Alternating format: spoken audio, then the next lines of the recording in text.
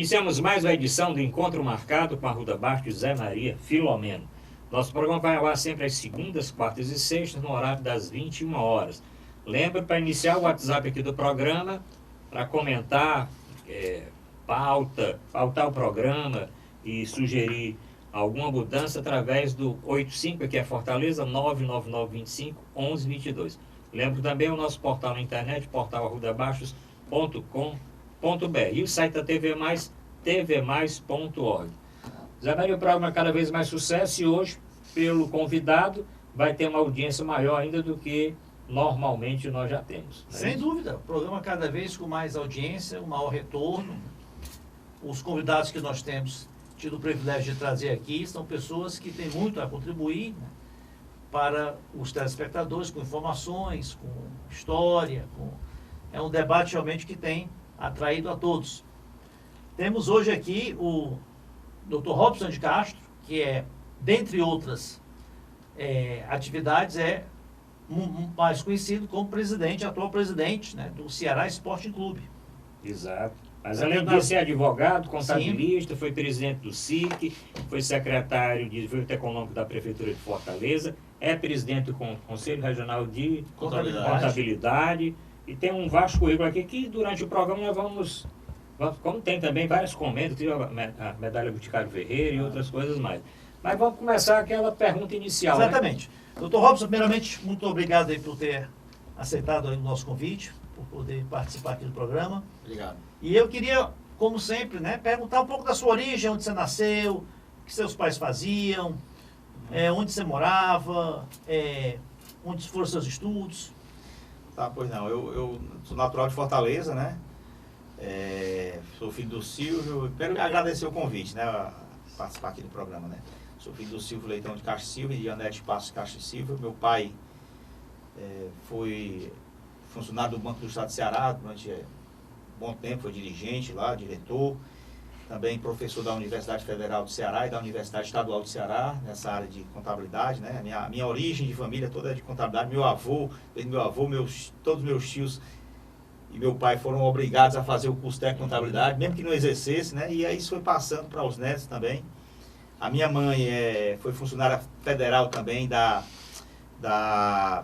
reitoria, né, da Universidade Federal do Ceará também, foi servidora da Universidade Federal do Ceará. E, enfim, morei enquanto criança ali na Eusébio de Souza, próximo ali da Igreja de Fátima. Né? Depois a gente acompanhou o nosso pai lá, que ele foi fazer um curso de especialização em Syracuse, Nova York. A gente passou um ano nos Estados Unidos. Estudamos lá um ano, ainda garoto, com 10 anos de idade, né? Foi muito interessante aquela experiência. E depois, quando nós voltamos, aí fomos morar ali no Diniz Torres, atrás da Embratel. Passei minha infância toda ali. Aqui perto, né? Perto daqui, exatamente. Passei minha infância toda ali até sair, né? Depois que casei, depois me divorciei, né? E aí a vida seguiu, mas a minha história é muito ali daquela região ali do Dionísio Torres, ali perto da Ponte Vieira, desde ali quando estava... Jogava bola? Até hoje, né? Até hoje eu gosto. Inclusive até campo de futebol eu tenho, né? Eu tinha um terreno e acabei criando uma estrutura de lazer, de futebol, um vestiário, tem deck, tem um restaurante, tem um espaço para criança, tem campo para criança. Acabei criando um complexozinho lá, onde eu me divirto aí, meu desopilar é lá justamente com esses rachinhas que a gente bate aí com um grupo, que nós estamos aí desde 1982 juntos jogando. Já tá todo mundo já vamos dizer assim, já veterano, né? Veterano, mas tá sendo um racha muito bacaninha lá. Me diga uma coisa, mas seus pais também são de Fortaleza ou vieram do interior? Fortaleza, todos dois de Fortaleza. Minha avó veio do Acre, mãe do meu pai. Meu avô era daqui e os pais da minha mãe também eram daqui. Então a cidade é mais... Uma curiosidade, a família Castro e Silva, a sua é da mesma origem da rua Castro Silva? Sim. Como é essa ascendência da família? Pois eu não tenho muito assim essa visão, porque quem conhece isso muito bem era meus avós, né? Meu avô falava muito que tinha um parentesco, mas não me recordo muito exatamente quem era, mas... é alguém ali, tipo tio dele ou coisa que o valha, certo? Então ali é na geração anterior dele. Me diga uma coisa, bom, você estudou esse período nos Estados Unidos, mas aqui em Fortaleza, qual foi o início da sua formação escolar? Eu comecei estudando no Maguari, né? Maguari? Maguari ali no centro da cidade. Maguari. Foi, no Maguari. Eu me lembro ainda de ir ao Maguari, minha memória é boa. E depois que a gente viajou para os Estados Unidos, né? Estudamos lá, eu fiz o segundo ano primário lá na escola chamada Pass Hills School. Né? Saí de lá falando inglês fluente, né? E depois, quando retornamos, aí fomos estudar no Colégio Santo Inácio. Eu e meus irmãos estudamos a vida toda no Colégio Santo Inácio. Na verdade, o terceiro científico, né? Na época era o terceiro científico, eu saí para fazer no Colégio Cearense. De lá eu fiz vestibular, fui fazer ciências contábeis na Unifor. Depois da Unifor fiz 2 especializações ainda, fiz em administração financeira e fiz uma em controladoria. Cheguei a ser professor da universidade, da Unifor, depois fui professor da UFC, substituto. Depois resolvi largar essa coisa de ser professor e fui para o mercado mesmo, me dedicar ao mercado de trabalho e montei minha empresa muito novo, né, que é a Controller. Montei com 22 anos de idade, nós temos 30 anos de empresa agora, uma empresa importante aqui nessa área de contabilidade. E depois concluí Direito também. Em 99 fiz Direito como complementariedade do meu curso de contábeis, que eu tinha uma visão de advogar na área tributária, né, que tem muito a ver com a minha vida profissional. E aí seguiu, mas é mais ou menos aí essa história. Cheguei a fazer também um mestrado na UFC, mais recentemente assim, 4 anos atrás aproximadamente, ou 5. Mestrado em controladoria. Controladoria, foi. E tem uma coisa, você disse que estudou no Cearense. Aliás, interessante. Sim. Todo entrevistado nosso aqui, como eu estudei, né? Geraldo Luciano. O Geraldo Luciano nós entrevistamos, acho que o Lúcio Alcântara, o Lineu Jucá, cantaram até o hino do colégio. Eu não sei se vocês têm uma memória boa, porque lá nós cantávamos os hinos. Tinha um irmão Urbano, não sei se é do seu tempo, irmão Urbano, irmão Ábito, não sei quais eram os irmãos da sua época. O irmão Valentim não era mais, o irmão Valentim era da minha época. Na verdade, eu fiz só um ano lá, né? O ano foi o último ano, e na verdade, como eu estudava pela manhã, e o Colégio Cearense não tinha turma de manhã, foi ali no Nosso Senhor das Graças, eles parece que fizeram um arrendamento do colégio, e funcionou ali. Né? Então eu não era no Marista, lá não era na Duque de Caxias, era ali no Nosso Senhor das Graças. Mas era o Colégio Cearense, eu tive meu diploma de Colégio Cearense, né? Bom, me diga uma coisa, e a sua paixão, vamos chegar pelo já Ceará, pelo a sua Ceará. Ligação pro Ceará, a sua ligação, como é que começou? foi? É família? Veio do meu era avô. vizinho? Como é que Não, é? veio do meu avô mesmo. Meu avô era torcedor de estádio, né? Eu tinha um tio, alguns tios, na verdade, meu avô, pai do meu pai, teve 10 filhos, né? E alguns deles eram torcedores fervorosos do Ceará. Meu pai nem tanto, meu pai não era de muito ir a estádio, não gostava muito de futebol. Mas meus tios gostavam muito de futebol, de jogar, me levavam para jogar futebol, me levavam para o estádio. E aí talvez uma minha iniciação assim como torcedor do Ceará, para me colocar assim como um apaixonado, foi em 78, que é o ano que me vem a recordação, uma final do Ceará e Fortaleza, do campeonato, né? Gol do Tiquinho. O Hamilton Melo lançou aquela bola ali no Ivani, que cruzou na área, e o Tiquinho empurrou para dentro. E eu estava justamente na linha em que o Ivani recebeu, quer dizer, eu estava desse lado, do lado, né, do Castelão, não tinha ainda aquela parte que ficava atrás dos gols, ficava lá da sombra, ficava tudo misturado ali, né, torcedor do Ceará, de Fortaleza, tudo junto. E, enfim, eu presenciei aquele momento, né, o Tiquinho depois eu lembro que ele tirou a chuteira, jogou na torcida, foi uma festa, tetracampeão e tal, etc. E dali em diante, é interessante. a mosca. Esse jogo aí tem uma história interessante. Que eu lembro, bem, sou mais velho do que você, mas nesse jogo aí foi a formatura da minha esposa. E eu disse, olha, você vai para a formatura, era na missa, na igreja Pequeno Grande, agora nós vamos sair de lá e vamos para o jogo. E ela torce Fortaleza. Né? Aí tudo bem, nós saímos da igreja, num Fusca que eu tinha velhinho, eu ainda era estudante de medicina. Na formatura dela. Nós saímos, quando chegamos no estádio, já tinha começado o jogo. Só tinha um lugar que era no lado, vamos dizer, do sol, antigamente, na pontinha de lá. Foi onde nós ficamos. E o carro, interessante, que ele deu prego na ida. Na hora que rodou ali aquele balão, o carro apagou. Né? E eu não vi o estado. Deixei o carro no meio da rua, né? Empurrei só um pouquinho e fui. Digo, eu não sei se eu encontro esse carro na volta. Né? Mas a sorte nós saímos com o tetracampeonato e com... Interessante, depois eu encontrei muito com o Tiquinho na doença dele, né? Isso. Porque a Inês Cabral, eu era secretário de saúde do Estado, e a Inês me procurava muito, como também o Evandro, que era, na minha época de secretário, ele era secretário do Trabalho e Ação Isso. Social. E naquela doença do Tiquinho, encontrei, eu às vezes contava essa história para ele, né? Sim. Interessante. Esse jogo aí marcou muito. Não, que é um jogo muito, marcante na história do Ceará. Está na né? internet, eu convido aqueles Pelo torcedores mais novos, tetracampeonato. aqueles torcedores mais novos que não assistiram, tem, quando fez, acho que foi 30 anos, eu acho, desse título. Em 2018 fez 30 anos. Então, Não, fez tem- 40 anos. 40 anos. 40 anos. Então foi 10 anos quando tem uma reportagem que está na internet que o Paulo César Norões Sim, fez sim. com o Gomes Faria narrando, Ah, né? Narrando como ele narrou, que foi Isso, um dos isso, gols verdade, eu vi históricos essa que ele reportagem. narrou na época. Mas, Robson, e a participação na direção do Ceará, do clube, como é que se deu? Na verdade, quando foi em 2006, eu fui ao estádio e a gente estava passando um momento difícil, né? O clube estava passando um momento difícil.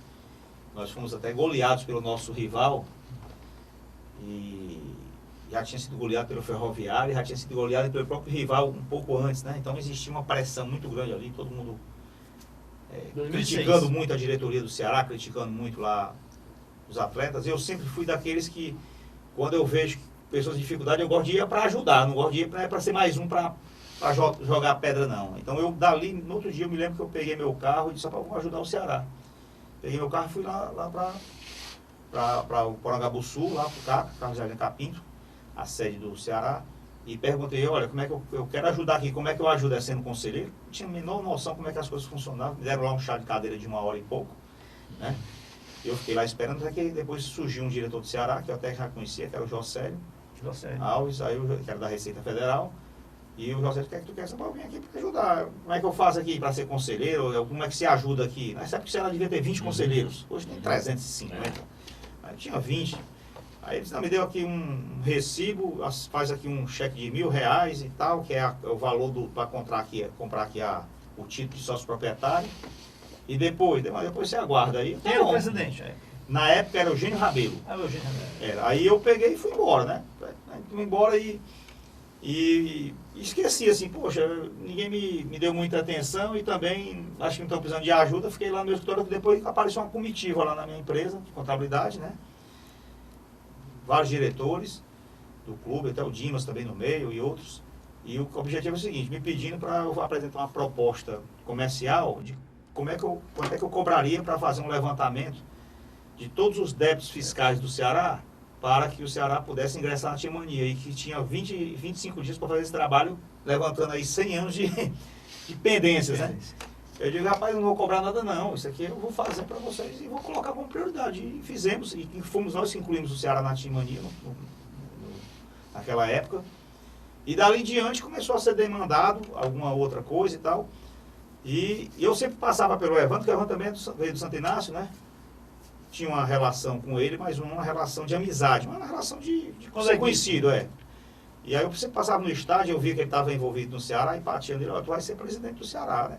Tu vai ser presidente do Ceará.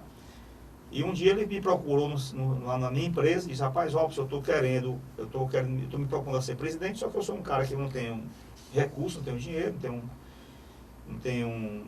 historicamente o Ceará para ser presidente tem que ter Porque o Evandro dinheiro. começou nas categorias de base. Ele já vinha lá dentro mexendo em algumas áreas, né? Inclusive até no próprio futebol profissional. E eu estava justamente acabado de assumir a presença do SIC. E ele disse, rapaz, eu queria que tu viesse para minha chapa, porque era onde eu ia dizer o seguinte, que você ia trazer os empresários para perto do Ceará. E eu digo, não vou ter tempo. Ele disse, não te preocupa. Venha ser meu vice aqui e tal, e não precisa você estar perdendo seu tempo com alguma coisa. Ele assumiu exatamente na saída do Eugênio. Do Eugênio, O Eugênio saiu antecipadamente. E dali em diante, o que aconteceu foi que eu fui me envolvendo, e cada vez foi mais... 2007, 2006? 2008. 2006 aconteceu esse assunto, 2007 aconteceu essa coisa da Timania e algumas outras situações, né? Começar a estruturar a área contábil do clube, não tinha nada, não tinha documento, não tinha coisa nenhuma. Em 2008 já entrei ali como vice-presidente, aí em 2009 nós subimos, né, para a Série A, 2010 ficou na Série A, 2011... Mas, sim, mas aí, o primeiro cargo seu, assim, cargo... Vice-presidente. Já do Evandro. Vice-presidente. Aí depois teve uma reeleição do Evandro, eu novamente fui como vice dele. Primeiro foi segundo vice, depois fui para primeiro vice. No segundo mandato dele, ele foi assumir a secretaria do governo do Trabalho e Cid. Ação Social. E aí ele disse, rapaz, eu queria que tu assumisse a direção de futebol. Que eu vou ficar ocupado no governo, aí nós assumimos. Aí foi uma primeira vez que nós fomos campeão. Então, aí fomos campeão em 2011, 12, 13, 11, 12, 13, 14, fomos tetras. Aí fomos campeão do Nordeste 15, fomos terceiro lugar na Copa do Brasil em 2011, né? E aí a gente começou a ter resultado em campo, e fora de campo a gente já estava trabalhando forte para dar uma organizada dentro do... Eu considero que a sua gestão é uma continuidade desse processo que iniciou com o Evandro, e você teve participação, e que o clube hoje está logrando o êxito, né? O resultado de uma administração muito eficiente, que é reconhecida no Brasil inteiro. Hoje o Ceará é um clube sanado financeiramente, que tem respaldo para contratar jogadores, pagou as dívidas trabalhistas. Hoje o Ceará realmente está numa situação privilegiada do ponto de vista de gestão. Me diga uma coisa, as pressões são muito grandes. Eu imagino que eu não queria ser presidente do clube como o Ceará, nem me pagando muito, quanto mais sem ganhar nada, como é o caso de vocês. O clube tem investido muito, tanto na questão da gestão financeira, como na infraestrutura. O Ceará hoje, o maior mérito hoje do Ceará, do Fortaleza também, não é nem estar na Série A, não são nem os títulos todos conquistados. Hoje o Ceará tem um centro de treinamento, que isso era impensável, né, alguns anos atrás. Um centro de treinamento que não deixa a dever aos principais clubes do Brasil. E também toda a infraestrutura que o Ceará realmente hoje... Faz tempo que eu não vou à sede do Ceará, mas eu sei que refeitório foi renovado, salas de fisioterapia, consultórios médicos. Agora parece que vai ser construído um novo hotel, né? Tem um estádio. As pressões, porque torcedores querem resultado imediato, né? Então, como é que você balança esse investimento todo em infraestrutura com o investimento no time, e também de não fazer, que eu sei que é política de vocês, não fazer aventuras financeiras de contrair dívidas, né, para contratar jogadores aí acima das posses do clube. Como é que se alcança esse equilíbrio no meio de tanta pressão? Mas o Robson vai responder isso depois do nosso primeiro intervalo comercial. Voltamos já.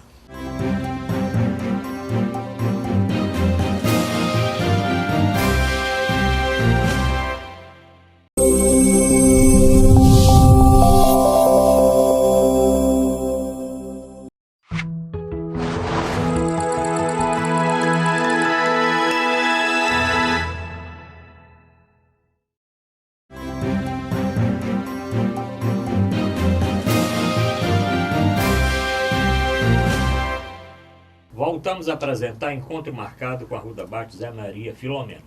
Lembro os nossos telespectadores que o nosso programa vai ao ar sempre às segundas, quartas e sextas, pelo canal 15 da Multiplay, pelo site da TV Mais, tvmais.org, pelo nosso portal na internet, portal.arrudabaixo.com.br. O telespectador pode entrar em contato com o programa fazendo perguntas, sugestões através do nosso WhatsApp, que é Fortaleza 85 99925 1122. Estamos hoje com o presidente do Ceará, Robson Passos de Castro e Silva. Ô Robson, ficou essa pergunta aqui do Zé Maria para você, tá certo? Mas eu queria depois que você voltasse um pouquinho ao tempo que você entrou com o Evandro no Ceará, para você já deu uma pincelada, qual o problema maior que você enfrentou, né, naquele período? Qual foi a dificuldade maior para colocar realmente o time mais ou menos? Qual o planejamento que vocês fizeram quando vocês assumiram para ter o sucesso que o Ceará teve e está tendo até agora? Bom, eu vejo assim que talvez uma coisa que eu tenha como uma virtude, eu tenho muitos defeitos, talvez uma virtude que eu tenho, é que eu sou uma pessoa que sou equilibrada do ponto de vista de não me deixar levar pela emoção ou pelo emocional, né? Isso às vezes até irrita muito quem está muito perto. E no futebol, quando o momento está ruim, a gente nota muita gente desesperada, precisando que todos que dêem uma resposta, seja na contratação de um jogador, mesmo que seja de forma irresponsável, apenas para dar uma resposta para a torcida. Eu chamo de festa de aeroporto. É excelente na chegada, mas não sabe se vai resolver o problema. E eu sempre gosto de fazer uma avaliação fria e racional do quadro em que nós estamos, seja num bom ou num mau momento. Eu sempre faço uma avaliação fria, que a minha escola é a escola de gestão, então eu não posso, como gestor, me deixar levar pelo emocional.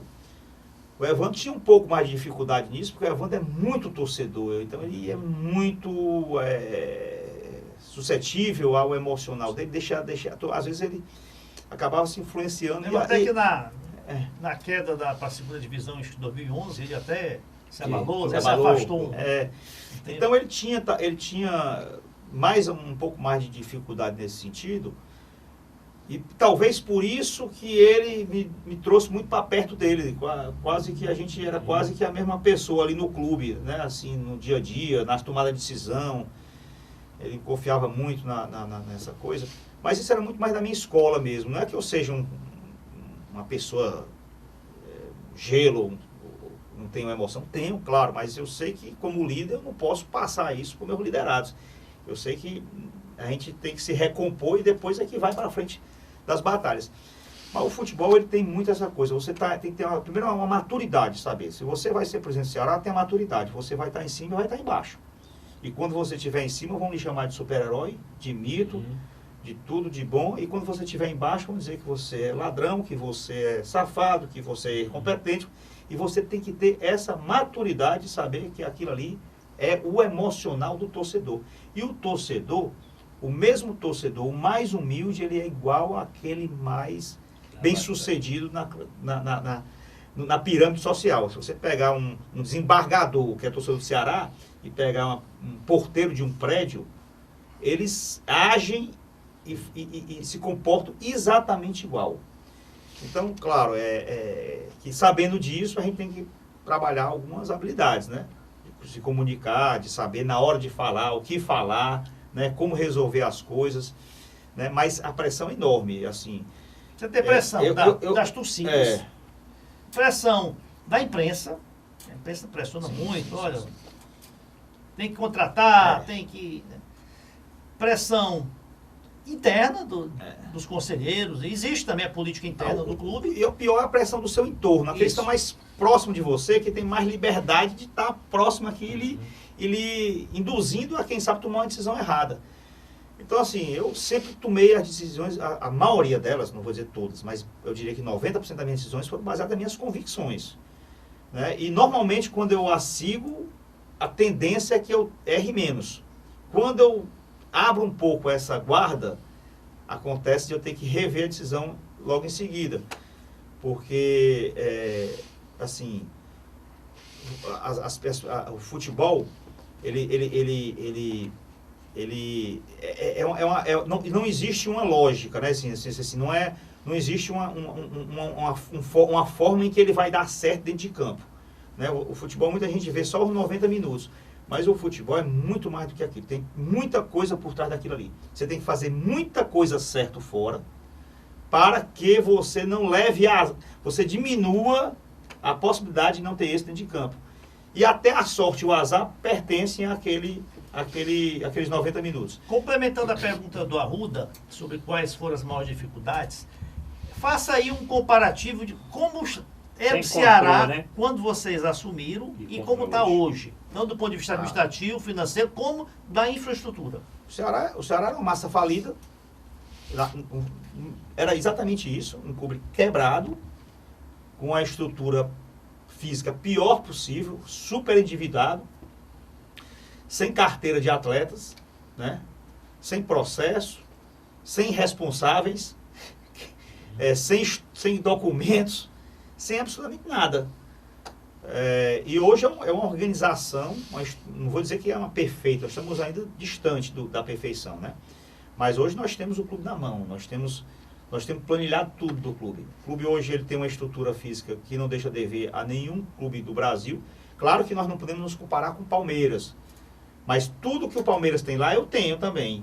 Até os equipamentos eu tenho. Talvez ele tenha 10, eu tenha 1. Talvez ele tenha espaços mais confortáveis ou mais luxuosos, mas eu tenho toda a funcionalidade que ele tem lá. Mas se eu comparar com os times do Rio, por exemplo, nós estamos talvez até melhor em estrutura. Tá? Financeiramente, um clube saneado, um clube solvente, ou seja, superavitário. Ao final do ano, a gente está com 4 balanços que nós apresentamos superávit, ou seja, aumentamos mais o nosso ativo do que nossas dívidas e tivemos mais receitas do que despesas, né? É um clube que o endividamento está caindo vertiginosamente. O devedimento que era a cada R$1 você devia 20, hoje a cada R$1 de dívida, a cada R$1 eu só tenho de dívida 0,7, por exemplo. Então hoje eu tenho mais espécie do que dívida, mais ativo circulante do que passivo circulante. Então é um clube que tem uma saúde financeira, né? Agora, para isso, a gente teve que ser responsável em muitos momentos.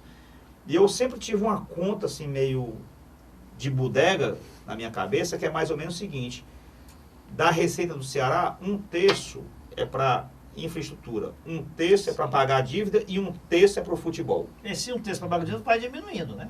Exatamente. Claro que como as dívidas diminuíram, nós somos o clube da Série A, o de menor endividamento. Nossa dívida hoje no Ceará, ela se traduz em aproximadamente 8 milhões de reais, que não é nada no futebol. Para você entender, o que deve mais que o Botafogo, deve 600 milhões. O Bahia, que é nosso irmão aqui, deve 150 milhões. Né? Então, 8 milhões de quê? É um passivo tributário, tá? Fiscal tributário, que está alongado, mas que está sendo pago religiosamente em dia suas prestações. E que o meu desafio pessoal é, ao final da minha gestão, esse passivo estar liquidado antecipadamente, para que eu possa entregar o clube com passivo 0. Nós vamos já chegar no futebol, porque tem um bocado de pergunta aqui. Falei que ia entrevistar... Para dentro do campo, né? Falei que ia entrevistar no meu programa de rádio, na Rádio Assunção, Saúde em Dia, todos os dias, de 12h30 a 1h. Eu falei que ia lhe entrevistar, choveu de pergunta. A pergunta do João, lá do Marina Park, mandou uma mensagem para mim. Pergunte ao presidente por que o Ceará não contrata jogador corredor. Corredor assim, veloz. Sim. Eu vou perguntar. Tá entendendo? Se existe isso ou não existe. Mas isso aí depois vai ficar no último bloco. Nós vamos começar. Eu queria saber assim, dessa receita do Ceará hoje, como é que ela se divide? Qual a maior fonte hoje de receita do Ceará e quais as outras fontes? Como é que anda o sócio-torcedor? E qual a maior fonte de despesa também? E qual a maior fonte de despesa? Como é que anda também o sócio-torcedor? Eu queria que você falasse as fontes de recurso hoje, que o Ceará não tinha, quando vocês assumiram, que o time estava falido, fonte de recurso devia ser só o jogo mesmo, né? E como isso evoluiu até o momento, e no momento como está essa divisão da receita do clube. A fonte hoje é receita de televisão, é receita da venda de direitos de transmissão de jogos, né?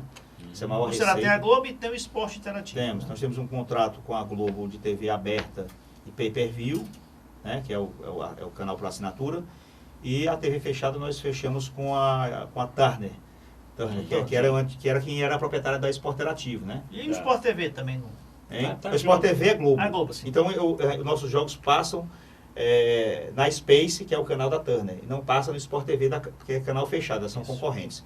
Mas foi melhor a nível financeiro para a gente ter feito esse contrato com a Turner e não com a Globo para a fechada. Isso em termos de campeonato brasileiro, porque a Copa do Nordeste são outras empresas, né?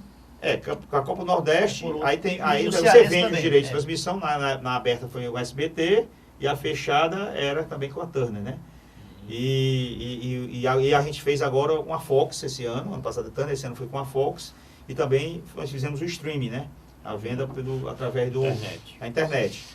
E foi feito um levantamento aí, até a gente ficou bem colocado, ficamos em segundo lugar, com o Bahia em primeiro e o Ceará em segundo, no Nordeste. Então a maior fonte é televisão. Aí você, fora isso, você tem o quê? Você tem patrocínio, você tem bilheteria e você tem sócio-torcedor, né? E outras receitas, como nós temos hoje. Licenciamento de Produtos. Sim. Aí você tem royalties, aí você tem estacionamento do estádio, que hoje é administrado por nós temos os bares, é administrado por nós, né? Aí a gente vai criando outras alternativas, né? Mas é muito ainda, se você diz, o Ceará está nadando em dinheiro, se você for comparar nosso orçamento, que é um baita orçamento, por exemplo, esse ano a gente fez um orçamento de 70 milhões, eu acho que a gente vai chegar a 100.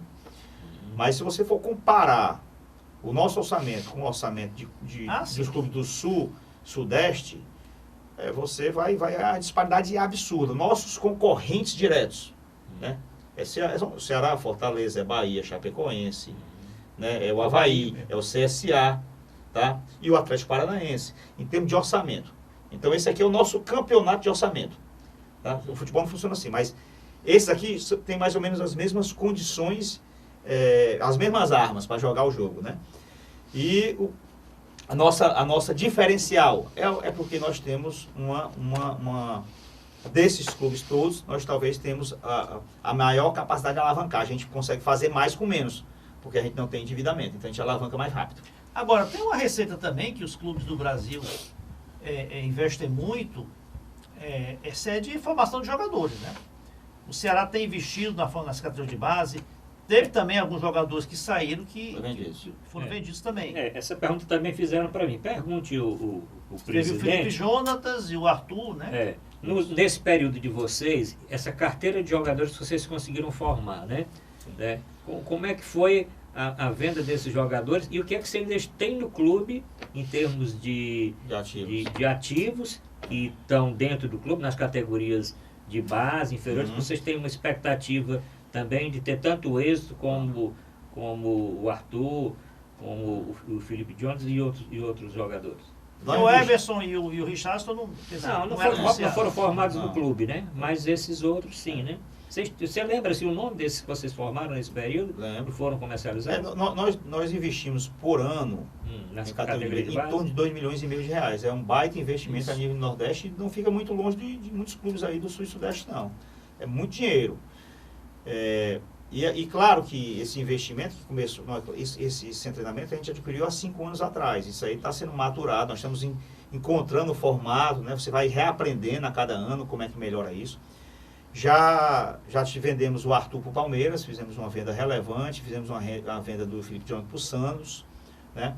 Não vendemos o Arthur porque houve realmente o Raul, desculpa. O Raul, porque houve aí uma falta de ética e talvez dos gestores dele lá, dos representantes dele, mas é coisa que passa, né? Mas nós temos já o Rick surgindo aí, tá? Que eu acho que vai ser um jogador que vai fazer uma diferença. Você imagina que o nosso propósito é o seguinte, daqui a 1 ano, 2 anos, no máximo 3 anos, a gente já ter o time principal com 3, 4 jogadores oriundos da categoria de base, né? Jogando como titulares. Que esse é que é o grande desafio. E você, na verdade, não consegue revelar assim 20 jogadores por ano, não. Isso aí nenhum clube faz isso. Normalmente, se você revelar 5 jogadores, você está fazendo uma baita de uma revelação a nível de estatística, tá? Então, nós estamos buscando essa eficiência, né? Só para fazer uma coisa importante. Agora mesmo, esse ano nós trouxemos para dentro do clube a Fundação Dom Cabral, contratamos a Fundação Dom Cabral para melhorar a nossa excelência de gestão, nossos processos internos. A gente tem trabalhar estratégia, trabalhar projeto, trabalhar as pessoas, trabalhar, como é que eu diria, finanças, né? Trabalhar a nossa área de tecnologia e inovação. Então, a gente está fazendo uma série de intervenções administrativas e de gestão, como o Ceará tem que ser uma empresa que emprega hoje aproximadamente 200 pessoas, tá? E que, além disso, tem um trabalho social muito forte, porque você imagina, nós temos lá na categoria de base em torno de 200 garotos que estão ali todo dia com café da manhã, lanche, almoço, lanche, ceia e jantar, dos quais 40, inclusive, dormindo no clube, com monitores ali, que vieram de fora. Isso e não tem onde lá morar. Em Porangabuçu ou é lá no CT? Lá em Taitinga, lá no nosso Cidade de Mozão, né? Exatamente. né? E além também do clube também tem uma importância econômica, porque está gerando emprego, está também atraindo turistas dando uma Série A, você vem de fora para cá para assistir jogo. Tem a questão cultural do clube, que nós estamos ampliando e vai ficar pronto em breve o nosso centro cultural para ser visitado, e vamos ver se a gente coloca no roteiro turístico da cidade. Quem vem de fora também passar no clube, conhecer a história do clube, né? E estamos melhorando, investindo também para a gente melhorar o nosso sistema de franqueamento, que também estava uma coisa que estava um pouco já desgastada. Franqueamento de escolinhas? De escolinhas e lojas. E lojas oficiais. Bom, vamos fazer agora o nosso segundo intervalo e depois aquele pinga-fogo. Nós queremos saber se o presidente pretende contratar ainda algum jogador agora para a Série A. E vamos falar de contratações aí, as que deram certo, as que não deram. Ele vai falar um pouquinho, fazer um históricozinho aí. Algum bastidor disso. Que a gente algum bastidor, você tem algum arrependimento, né, de ter caído em alguma informação que no fim não se revelou verdadeira em termos de atleta e outras coisas mais. Mas isso tudo no nosso terceiro bloco final do Encontro Marcado. Voltamos já.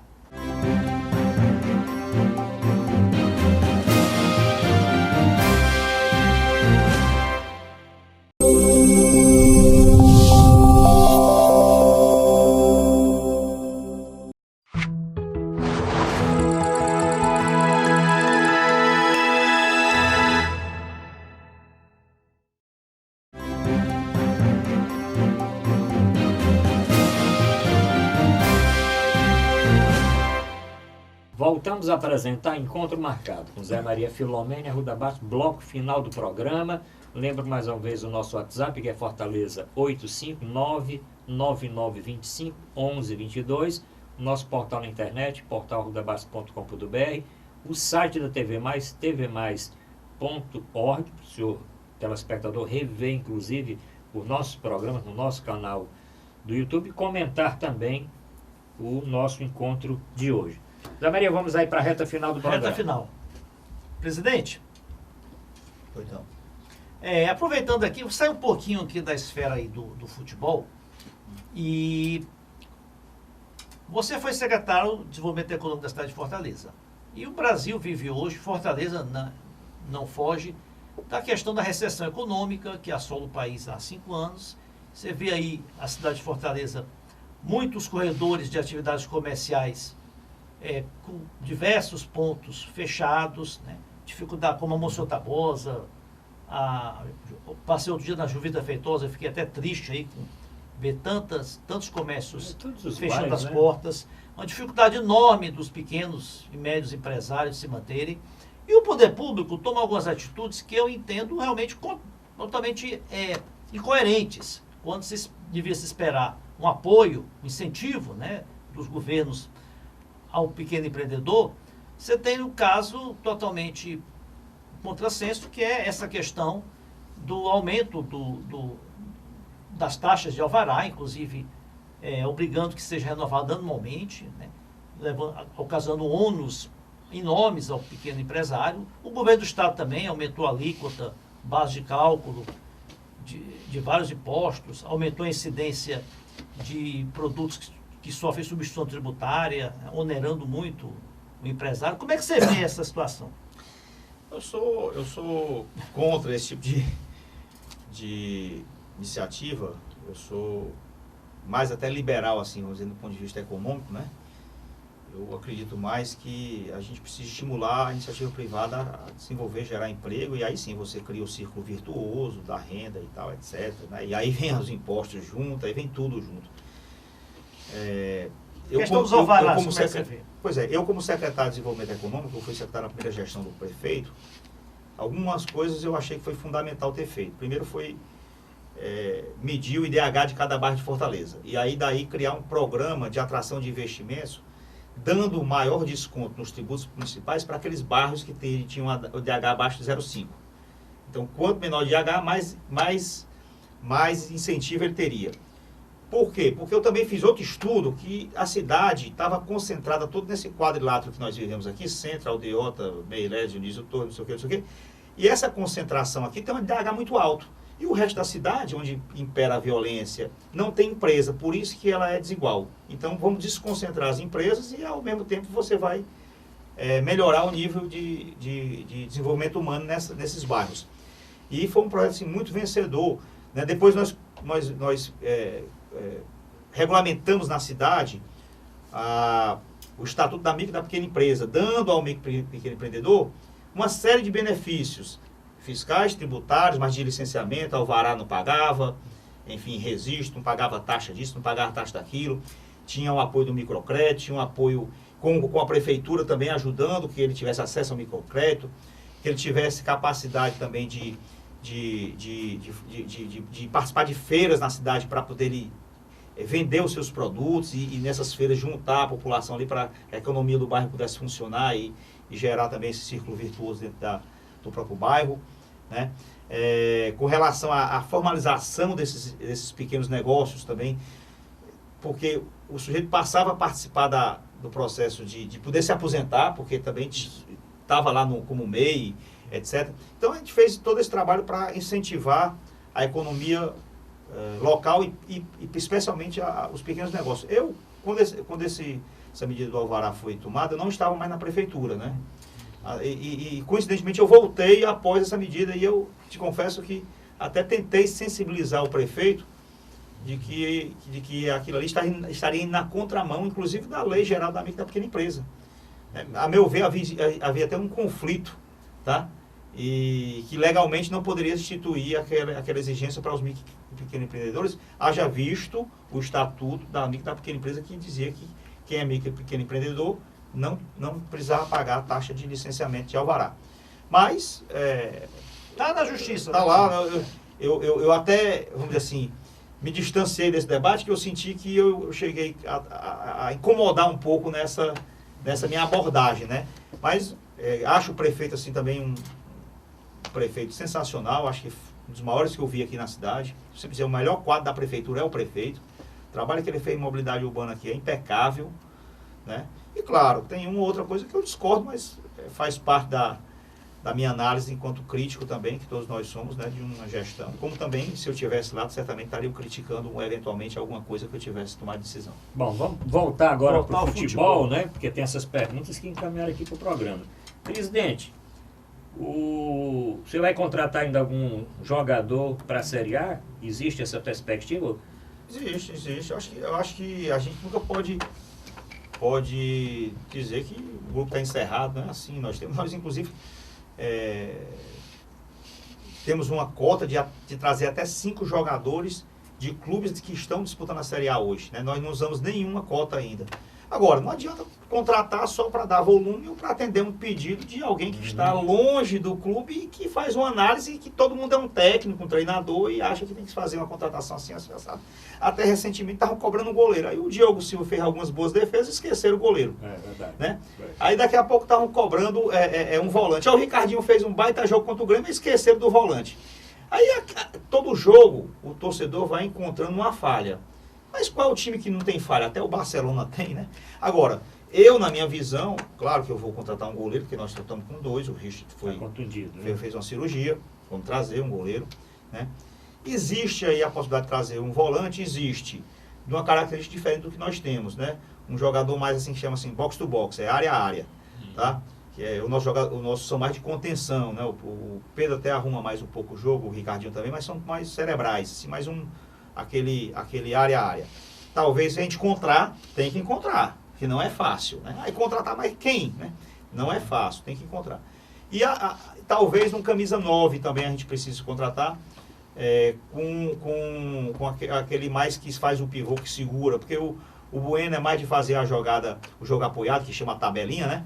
E o Bergson, ele gosta mais de jogar pelo lado assim, do campo, ele não é bem aquele homem da área mesmo. Então talvez a gente precise daquele que fica ali na área, como opção, não é que o cara vem para jogar, como o Arthur jogava.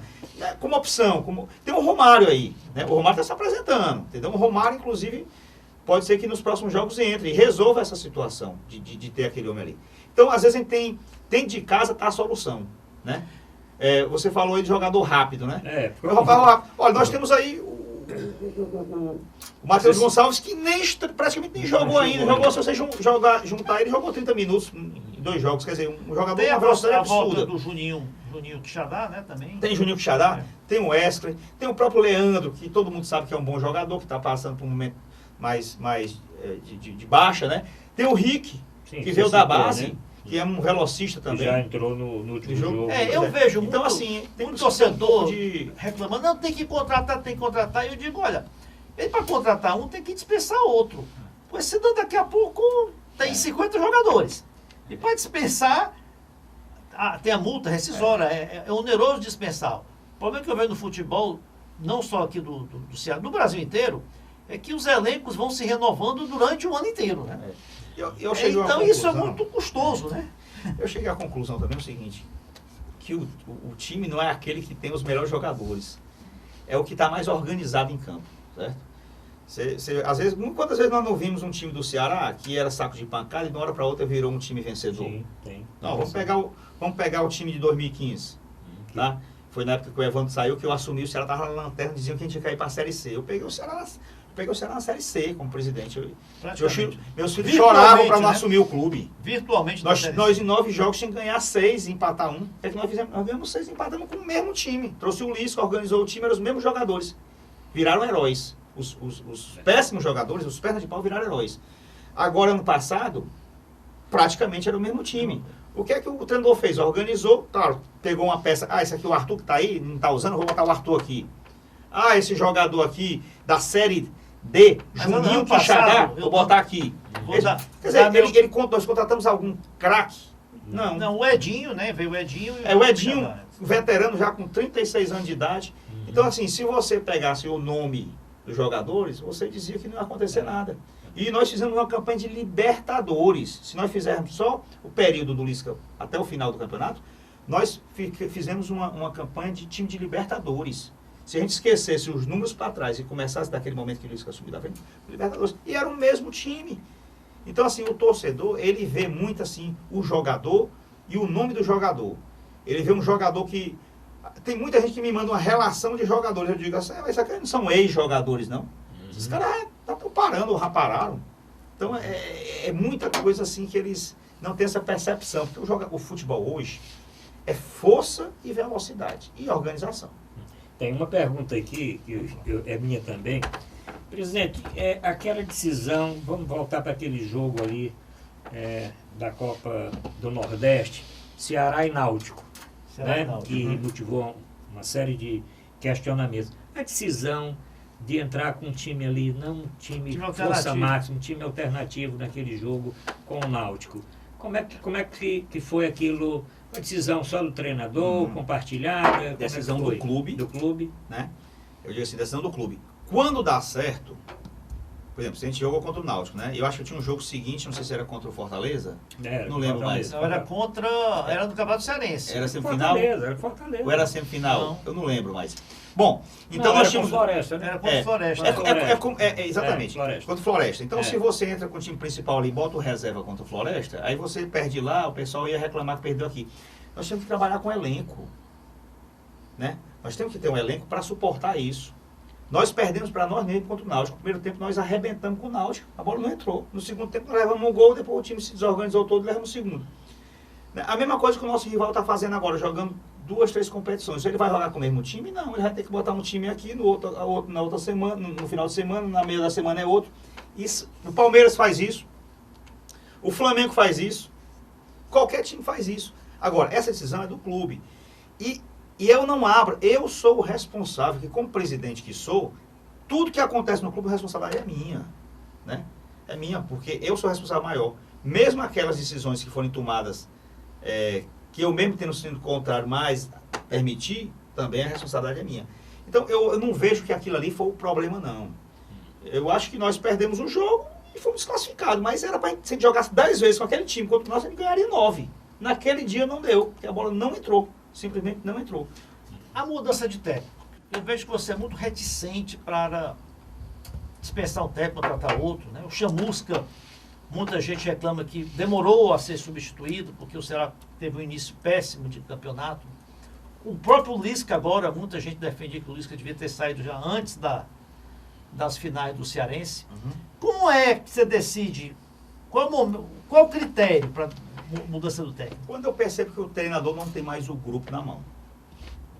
Tá?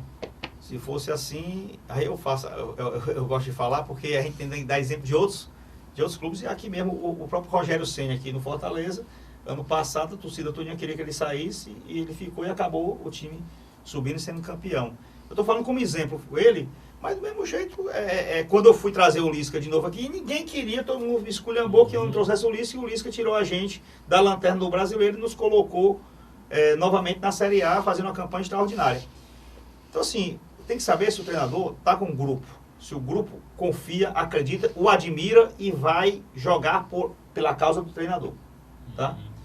Porque capacidade e competência o treinador tem. Às vezes ele não tem, o que ele não tem mais é a gestão do grupo. Então, nesse momento aí, para mim, acabou a possibilidade de ele tirar mais alguma coisa do grupo. Se o grupo não admira mais ele, não acredita mais no trabalho dele, tem duas alternativas. Ou ele pede para ir embora, ou o clube tem que tirá-lo de lá. Eu queria aproveitar, presidente, o Ceará, no sócio-torcedor, teve uma mudança aí com um plano mais popular, né? Tá dando resultado?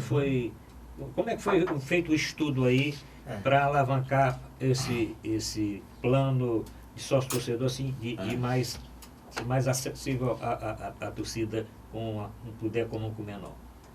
O Ceará é o torcedor mais humilde, né? Aquele tem mais dificuldade, é o povão mesmo. Por isso que a gente batizou que o Ceará é o time do povo. Então nós criamos um plano chamado Time do Povo, em que ele paga R$10 para ser um sócio torcedor, e a cada ingresso que ele adquirir, ele paga mais 10. Então ele paga uma mensalidade de 10 para ter o direito de adquirir um ingresso por 10. Que é o que antigamente era geral. Exatamente. Quando tinha geral do campo de futebol, que não tem mais. Está tendo resultado? Está tendo muita adesão? Resultado. O curioso é porque nesse último jogo, ali no setor sul, que a gente chama setor sul inferior, é onde a gente colocou ali o time do povo. Mas ali tinha um ingresso sendo oferecido a R$40, aliás, a R$30, né? Ou então o sujeito fazia a adesão ao programa e pagava 10 e comprava o ingresso a 10. A maioria foi comprando o ingresso a 30. Eu estou estudando se a gente conseguiu comunicar bem essa possibilidade, que muita gente podia ter feito essa opção. Migrado por sócio. O carnê, como é que ele paga? Não, ele paga no cartão. É um cartão, né? Então, ele paga. São 5 parcelas, né? Ele paga no cartão, são 5. Se ele pagar à vista, ele tem um desconto e tal, etc. Né? Então a gente, assim, é difícil às vezes chegar um pouco essa mensagem. Eu não sei se é também um pouco culpa da imprensa, né? Porque a imprensa gosta de falar muita coisa, assim, negativa, né? Isso aí na imprensa de forma geral, ela valoriza muito o negativo. Agora, para uma cor positiva, a gente tem que fazer um esforço muito grande para essa mensagem chegar, né? Se o sujeito der um beijo na esposa, dificilmente vão falar que ele deu. Mas se ele der um tapa, ele passa a semana todinha falando que o cara deu um tapa na esposa. É assim. O senhor também acumula a função de diretor de futebol. Já chegou algum momento de você chamar o técnico e dizer, olha, esse jogador não está dando resultado, não está jogando. Escalar o time. Tira esse jogador, ou dê oportunidade a esse outro. Faço sempre isso. Converso, mas não é impondo. Eu sempre digo, essa é a minha opinião, mas a responsabilidade é tua. É a minha opinião, né? Então chega um treinador... Mas a opinião do presidente... Mas chega um treinador no jogo contra o Fluminense, o PV, eu disse, Lisca, põe aí, o Quixadá, põe o Cardona e põe o Leandro, cara. 2-1, né? Ele não queria nenhum dos três, nós fizemos um baita jogo. Né? Mas ele tanto no vestiário chegou, foi você e tal... tal, etc. Mas, claro que isso aí é assim, não é que você empurra. No momento certo, claro que você tem que ir equilibradamente e, primeiro, desarmado de achar que todo mundo dá razão. Eu não posso chegar lá e sair escalando o time dos outros, porque a responsabilidade é do treinador. Ele é o primeiro a pagar o pato. É melhor que ele pague pelas convicções dele. Claro que se eu puder alimentar ele de informação para ele ter um processo de convencimento, autoconvencimento mais seguro, ótimo.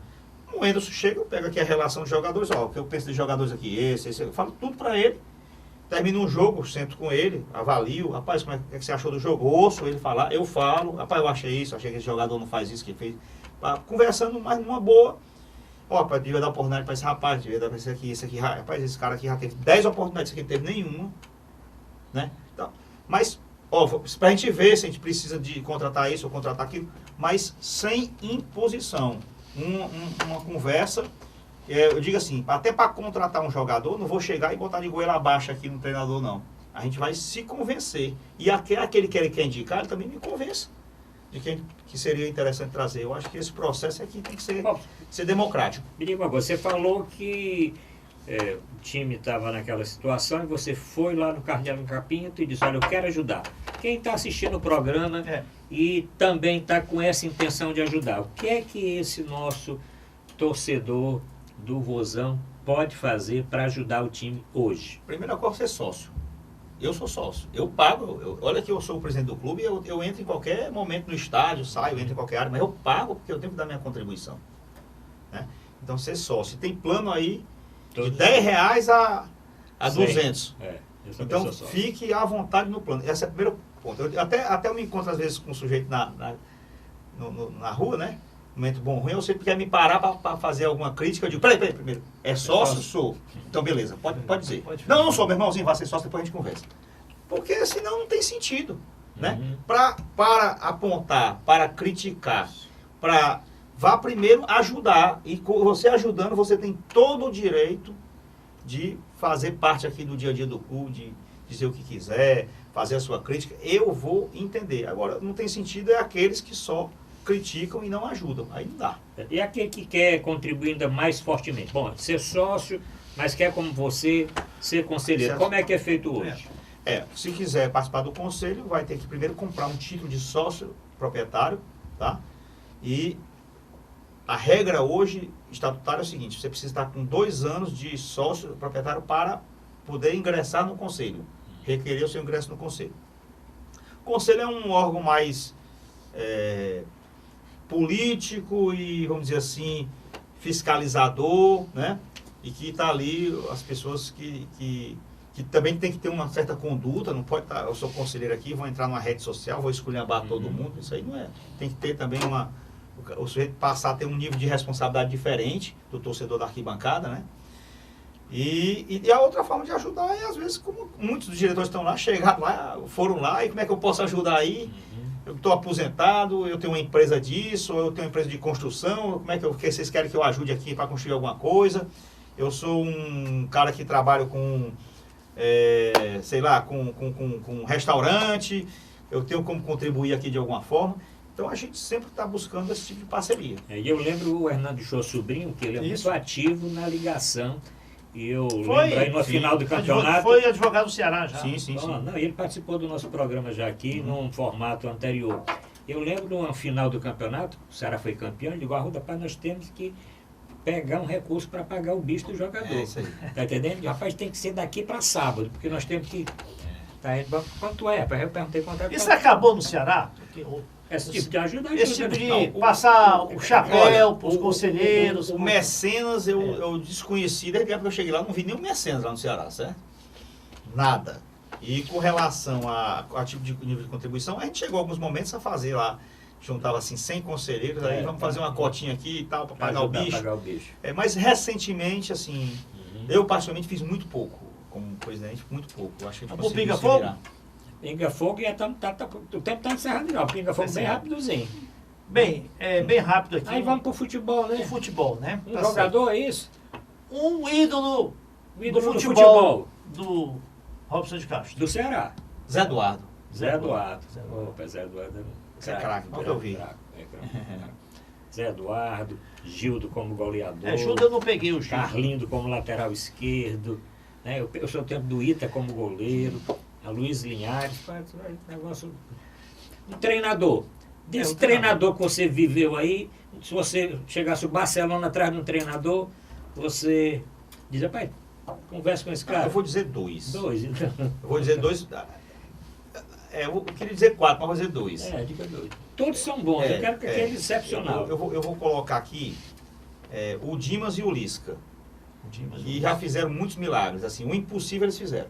Tá? Então esses dois aí eu eu consigo assim... E não foi só uma vez, né? Ambos fizeram... Vai, Uma vai. vez é milagre, duas não é competência. Então, eu acho que esses dois fizeram coisas interessantes. Zé, vamos terminar o programa e vamos convidar Sem o dúvida. Robson para outro programa. Aí a Quando- torcida vai encaminhar as perguntas. No final né? do ano, para Final ele do vir ano, falar né? sobre Nós- 2020. É, Pois é. sim.